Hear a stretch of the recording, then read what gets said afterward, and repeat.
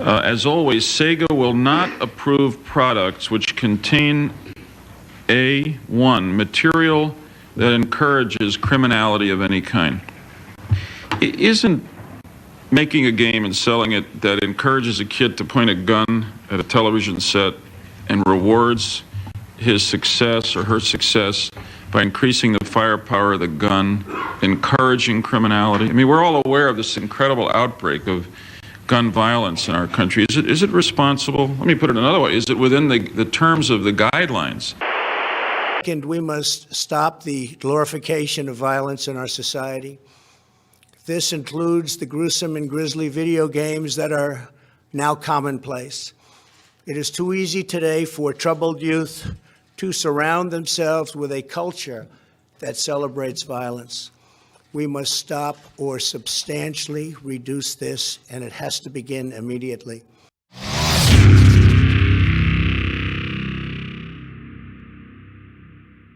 Hello all, welcome back to Naderville. As you can tell from the thumbnail and intro, we have a little PSA for the YouTube fam. I think it's important with our society's current state and all the backlash we're seeing against video games like GTA 6 that we take a step back and look at the violent games leads to violent crimes narrative and really get a win for the gaming community. Because as you can tell from the clips, whether you are Gen Z or like me, a millennial, you know, we have been hearing this talking point for a long time since video games started, and for most likely we're going to continue to hear this. So the point is to kind of educate ourselves. Okay, with that all of the way, we're going to focus on two topics. Is the gaming culture unique to the United States? And second, is gun culture unique to the United States? I really want to focus on these two topics before we get into my thoughts on this. So here we go. Okay, so let's start off with the low-hanging fruit. Gaming culture is not something that's specifically unique to the United States. You'll be pleased to find out that virtually every country that has, access, will have individuals playing video games, whether that be kids doing some developmental learning or just, adults wanting to get a release from their daily life. So we're going to be showing some data here to back this up. First graph up, we have leading gaming markets in 2022 by gaming revenue. Clearly, we see three heavy hitters with the U.S. having $54.9 billion in revenue for 2022.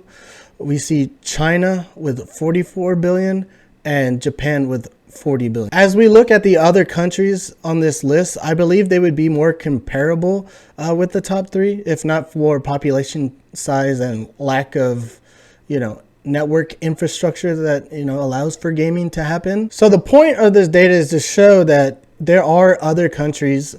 We see comparable countries like Japan and China with that population that are spending upwards of $40 billion a year. We also have a country like Canada where if you look at population size compared to the United States and gaming revenue compared to the United States, they kind of line up. So if we look at Canada, which has about 13% of the population that the United States has, but when we look at the gaming market revenue, it's about 15%. So even though Canada does have a smaller population, they are playing games at a similar ratio. So given this information, we are going to keep in mind the United States, China, Japan, Canada, as we take a look at topic 2. Okay, so now we're at topic 2. Is gun culture unique to the United States?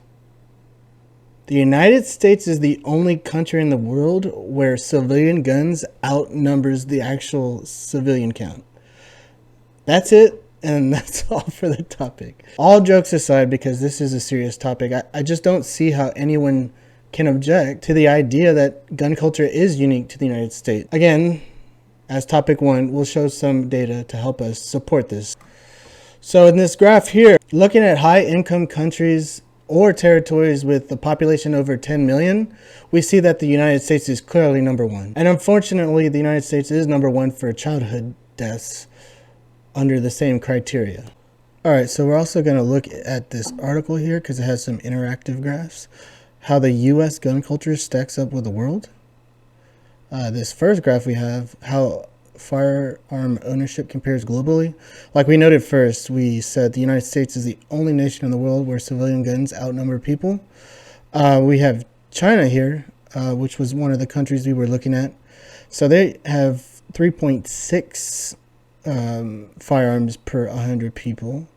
If we look at, what was the other, Japan? They don't even have one, so that's pretty interesting. So let's look at Canada, because Canada was one of the other countries that we thought was comparable, if not for population size. And they have 34.7. So it's, yeah, I mean, what is that? That's almost like a fourth of what the United States has. All right, so the next graph, showing that the U.S. has the highest firearm homicide rate in the developed world. And we see U.S. at that 4.1 gun-related homicide rate. But right here, we're looking at Japan, and we can see they don't have much, if any. Let's look at Canada. So they're at, I mean, you know, again, it's just a fraction of what the United States has. All right, to the next graph, which again is unfortunate. This one shows the U.S. was home to 4% of the world's population, but accounted for 44% of global suicides by firearm in 2019. We see India, which, you know, has the biggest population, and it's again a fraction of the United States. Yeah, so I feel as we go through these graphs, no other developed nation has mass shootings at the same scale or frequency as the United States. Like I feel the question at hand is, a gun culture unique to the United States is indeed the case. We're not really seeing this replicated in other countries. All right, so to my final thoughts. But before that, I wanted to share one more graph. And that is 96% of the people that watch the videos are not subscribed. So it would be greatly appreciated, and in the holiday spirit, if you could please like and subscribe this video. Thank you. Okay, so to my final thoughts. As you can tell by the information that was presented, I'm on the side where I don't believe violent games leads to violent crimes.